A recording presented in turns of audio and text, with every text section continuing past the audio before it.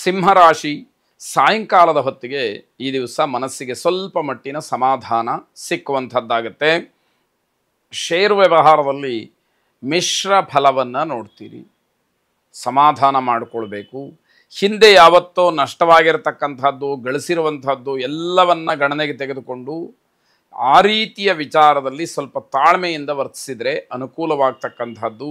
ನಷ್ಟ ಆಯಿತು ಅಂತ ಹೇಳಿ ಏನೋ ಕೂಗಾಡುವಂಥದ್ದು, ಲಾಭ ಬಂತು ಅಂತ ಹೇಳಿ ಹಿಗ್ಗುವಂಥದ್ದು, ಇದು ವ್ಯಾಪಾರ ವ್ಯವಹಾರಾದಿಗಳಲ್ಲಿ ಸಹಜ. ಆದರೆ ತಾಳ್ಮೆಯಿಂದ ವರ್ತಿಸಿದಾಗ ಮಾತ್ರ ಅಲ್ಲಿ ಬೆಲೆ ಇರುವಂಥದ್ದಾಗುತ್ತೆ.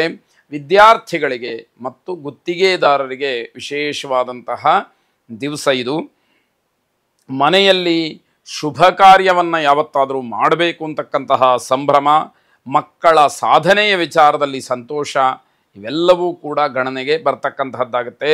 ಸಂಶೋಧನಾ ವಿಚಾರದಲ್ಲಿ ಮನಸ್ಸು ಬಹಳ ಸ್ಥಿರವಾಗಿರ್ತಕ್ಕಂಥದ್ದು. ನಾನು ಏನಾದರೂ ಕೂಡ ಸಾಧನೆಯನ್ನು ಮಾಡಲೇಬೇಕು ಅನ್ನುವಂತಹ ಹಠ ಮಾನಸಿಕವಾಗಿ ಸ್ಥಿರವಾಗುವಂಥದ್ದಾಗುತ್ತೆ.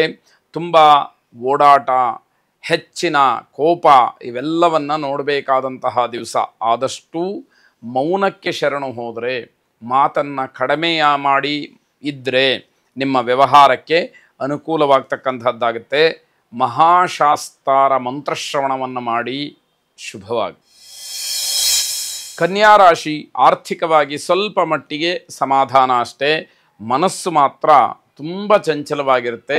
ಯಾವುದೇ ಕೆಲಸ ಕಾರ್ಯಗಳಲ್ಲಿ ಸ್ಥಿರವಾದಂತಹ ಮನಸ್ಸಿಲ್ಲ ಅಂತಾದರೆ ಆ ಕೆಲಸವನ್ನು ಸಾಧಿಸುವಂಥದ್ದು ಕಷ್ಟ ಆಗುತ್ತೆ. ಕೆಲಸದ ಗುಣಮಟ್ಟವೂ ತನ್ನಿಂದ ತಾನೇ ಕಡಿಮೆ ಆಗ್ತಕ್ಕಂಥದ್ದಾಗತ್ತೆ. ತೈಲ ವ್ಯಾಪಾರಿಗಳಿಗೆ ಧನಲಾಭದ ಸೂಚನೆ ಇದೆ. ಸಹೋದರ ವರ್ಗದಲ್ಲಿ ಜಗಳವಾಗ್ತಕ್ಕಂತಹ ಸಾಧ್ಯತೆ, ಹೆಚ್ಚು ಗಮನವನ್ನು ಕೊಡಬೇಕಾದಂಥದ್ದು. ಯಾವಾಗ ಗಮನ ಕಡಿಮೆ ಆಗುತ್ತೆ, ಆಗುವಂತಹ ಜಗಳ ದ್ವೇಷಕ್ಕೆ ತಿರುಗುವಂತಹ ಸಾಧ್ಯತೆ ಹೆಚ್ಚಾಗಿರುತ್ತೆ. ಸಣ್ಣ ಪುಟ್ಟ ಗಾಯಗಳಾಗಬಹುದು, ಎಚ್ಚರಿಕೆಯನ್ನು ವಹಿಸಿ. ಕಾರ್ಮಿಕ ವರ್ಗದವರಿಗೆ ಯಂತ್ರೋಪಕರಣಗಳಿಂದ ಸಮಸ್ಯೆಗಳು, ತೊಂದರೆಗಳು ಆಗ್ತಕ್ಕಂತಹ ದಿವಸ. ಹೋಟೆಲ್ ಉದ್ದಿಮೆದಾರರಿಗೆ ಸ್ವಲ್ಪ ಮಟ್ಟಿನ ಕಿರಿಕಿರಿ ಆಗ್ತಕ್ಕಂಥದ್ದು, ನಷ್ಟವಾಗುವಂತಹ ಸೂಚನೆ.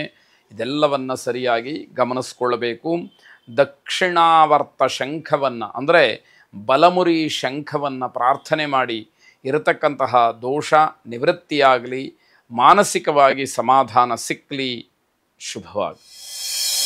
ತುಲಾರಾಶಿ, ಅಧಿಕವಾದಂತಹ ಖರ್ಚಿಗೆ ಅಥವಾ ದುಂದುವೆಚ್ಚಕ್ಕೆ ಕಡಿವಾಣವನ್ನು ಹಾಕಿದರೆ ಬಹಳ ಒಳ್ಳೆಯದಾಗಿರುತ್ತೆ. ಇಲ್ಲದೇ ಇದ್ದರೆ, ಸಂಪಾದನೆ ಮಾಡಿದ್ದೆಲ್ಲ ಖರ್ಚು ಮಾಡ್ತಾ ಇದ್ದರೆ ಯಾವ ಪುರುಷಾರ್ಥಕ್ಕೆ ಅನ್ನುವಂಥದ್ದು ಪ್ರಶ್ನೆಯಾಗುತ್ತೆ. ಕಲಾವಿದರಿಗೆ ಗೌರವ, ಸನ್ಮಾನ, ಪುರಸ್ಕಾರಗಳು, ಹಾಗೆ ನಿಮ್ಮ ಬಗ್ಗೆ ಹಲವಾರು ಜನ ಉತ್ತಮವಾಗಿ ಮಾತಾಡ್ಕೊಳ್ತಕ್ಕಂಥದ್ದು, ಇವೆಲ್ಲವೂ ಕೂಡ ಅನುಭವಕ್ಕೆ ಬರುತ್ತೆ. ಮಾತೆಯರಿಗೆ ಹೊಟ್ಟೆಗೆ ಸಂಬಂಧಪಟ್ಟ ಹಾಗೆ ಏನೋ ಸಮಸ್ಯೆಗಳಾಗಬಹುದು. ಆಲಸ್ಯವನ್ನು ಮಾಡದಲೇ ಅದಕ್ಕೆ ತಕ್ಕ ಔಷಧೋಪಚಾರವನ್ನು ಮಾಡಿಕೊಳ್ತಕ್ಕಂಥದ್ದು ಬಹಳ ಮುಖ್ಯವಾಗುತ್ತೆ. ಉನ್ನತ ಶಿಕ್ಷಣ ಕ್ಷೇತ್ರದಲ್ಲಿರ್ತಕ್ಕಂಥವ್ರಿಗೆ ಅಥವಾ ಉನ್ನತ ಶಿಕ್ಷಣವನ್ನು ಈಗಾಗಲೇ ಪೂರೈಸಿರ್ತಕ್ಕಂಥವ್ರಿಗೆ ತುಂಬ ಅನುಕೂಲವಾಗುವಂತಹ ಸಮಯ ಬಂದಿದೆ ಅಂತ ಅರ್ಥ. ಮಿತ್ರರು, ಸಹೋದ್ಯೋಗಿಗಳು ಎಲ್ಲರೂ ಕೂಡ ಒಟ್ಟಿಗೆ ಏನೋ ಒಂದು ಸಂತೋಷ ಸಂಭ್ರಮದಲ್ಲಿ ಕಾಲವನ್ನು ಕಳೀತಕ್ಕಂಥದ್ದಾಗಬಹುದು. ಶಿಂಶುಮಾರನನ್ನು ಪ್ರಾರ್ಥನೆ ಮಾಡಿ ಆ ಮಂತ್ರ ಜಪವನ್ನು ಶ್ರವಣ ಮಾಡಿ ಇಲ್ಲ ಕೇಳಿ ಶುಭವಾಗಿ. ವೃಶ್ಚಿಕ ರಾಶಿ, ನೀರಿಗೆ ಸಂಬಂಧಪಟ್ಟ ಹಾಗೆ ಸ್ವಲ್ಪ ಎಚ್ಚರಿಕೆಯಿಂದ ಇರಬೇಕಾಗತ್ತೆ. ಎಲ್ಲೋ ನೀರಿನ ಹತ್ತಿರ ಆಟ ಆಡ್ತಕ್ಕಂಥದ್ದು ಅಥವಾ ಮೈ ಮರೆತು ಅಲ್ಲಿ ಸಂತೋಷವನ್ನು ಸಂಭ್ರಮಿಸ್ತಕ್ಕಂಥದ್ದು, ಇದು ಯಾವುದೂ ಕೂಡ ಬೇಡ. ಜಲಕಂಟಕದ ಸೂಚನೆಯನ್ನು ನೋಡ್ತಾ ಇದ್ದೀರಿ, ಅದನ್ನು ಗಮನಿಸ್ಕೊಳ್ಬೇಕು. ನಿಮ್ಮ ಮಾತುಗಳಿಂದ ಸಂಬಂಧ ಮುರಿದು ಹೋಗ್ಬೋದು. ಅಂದರೆ ಅಷ್ಟು ಕಟುವಾದಂತಹ ಮಾತುಗಳನ್ನು ಆಡಿ ನೇರ ನುಡಿಯಿಂದ ಬಾಂಧವ್ಯಕ್ಕೆ ಧಕ್ಕೆಯನ್ನು ತಂದುಕೊಳ್ತೀರಿ. ಸರಿಯಾಗಿ ವ್ಯವಹರಿಸಬೇಕಾದಂಥದ್ದು. ಜಲಸಂಬಂಧಿ ವಸ್ತುಗಳ ಮಾರಾಟಗಾರರಿಗೆ ಹೆಚ್ಚಿನ ಲಾಭ ಸಿಕ್ಕುವಂತಹ ದಿವಸವಾಗುತ್ತೆ. ಅನಗತ್ಯವಾದಂತಹ ವಿಚಾರವಾಗಲಿ, ಚರ್ಚೆಗಳಲ್ಲಾಗಲಿ ಭಾಗಿಯಾಗಬೇಡಿ. ಸಹನೆ ಇರಲಿ, ತಾಳ್ಮೆ ಇರಲಿ. ಆಗ ಮಾತ್ರ ಒಂದಷ್ಟು ಗೌರವಕ್ಕೆ ಭಾಜನರಾಗ್ತೀರಿ ಅಂತಕ್ಕಂಥದ್ದು. ಕಸೂತಿ ಕೆಲಸವನ್ನು ಮಾಡ್ತಕ್ಕಂತಹ ಕಲಾಕಾರರು, ಚಿತ್ರಗಳನ್ನು ಬಿಡಿಸ್ತಕ್ಕಂಥವ್ರು, ಇವರಿಗೆ ಉತ್ತಮವಾದಂತಹ ಸಮಯ ಇದು ಅಂತ ಹೇಳಬೇಕು. ಕುಟುಂಬದಲ್ಲಿ ಸಾಮರಸ್ಯವನ್ನು ಕಾಪಾಡಿಕೊಳ್ಳಿ. ಕುಟುಂಬದಲ್ಲಿ ಯಾವುದೇ ಕಾರಣಕ್ಕೂ ಭಿನ್ನಾಭಿಪ್ರಾಯಗಳು ಬರದೇ ಇರೋ ಹಾಗೆ ನೋಡಿಕೊಳ್ಬೇಕಾದಂಥದ್ದು.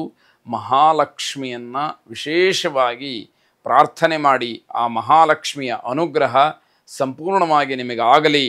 ವೃಶ್ಚಿಕ ರಾಶಿಯವರು ಮಹಾಲಕ್ಷ್ಮಿಯನ್ನು ಕುರಿತು ಪ್ರಾರ್ಥನೆ ಮಾಡುವಾಗ ನಮಸ್ತೇಸ್ತು ಮಹಾಮಾಯೆ ಶ್ರೀಪೀಠೆ ಸುರಪೂಜಿತೆ ಶಂಖ ಚಕ್ರ ಗದಾಹಸ್ತೆ ಮಹಾಲಕ್ಷ್ಮೀ ನಮೋಸ್ತುತೆ ಎಂಬುದಾಗಿ 8 ಬಾರಿ ಪಠನೆಯನ್ನು ಮಾಡಿ, ಅದರಲ್ಲೂ ವಿಶೇಷವಾಗಿ ನಿಮಗೆ ಅನುಕೂಲ ಇತ್ತು ಅಂತಾದರೆ ಕೈಯಲ್ಲಿ ಕಮಲ ಪುಷ್ಪವನ್ನು ಹಿಡಿದು ಈ ಒಂದು ಮಂತ್ರವನ್ನು 8 ಬಾರಿ ಪಠನೆ ಮಾಡಿ, ನಂತರದಲ್ಲಿ ಮಹಾಲಕ್ಷ್ಮಿಯ ವಿಗ್ರಹಕ್ಕೋ ಅಥವಾ ಮಹಾಲಕ್ಷ್ಮಿಯ ಫೋಟೋಕ್ಕೋ ಆ ಹೂವನ್ನು ಸಮರ್ಪಣೆ ಮಾಡಿ ನಮಸ್ಕಾರವನ್ನು ಮಾಡಿಕೊಳ್ಳಿ. ನಿಮಗಿರತಕ್ಕಂತಹ ವ್ಯಾವಹಾರಿಕವಾದಂತಹ ದುಗುಡ ದುಮ್ಮಾನಗಳು ದೂರವಾಗಲಿ, ಸಮಸ್ತ ವಿಧವಾದಂತಹ ಯಶಸ್ಸಿಗೆ ಅದು ಕಾರಣವಾಗಲಿ. ಶುಭವಾಗಲಿ.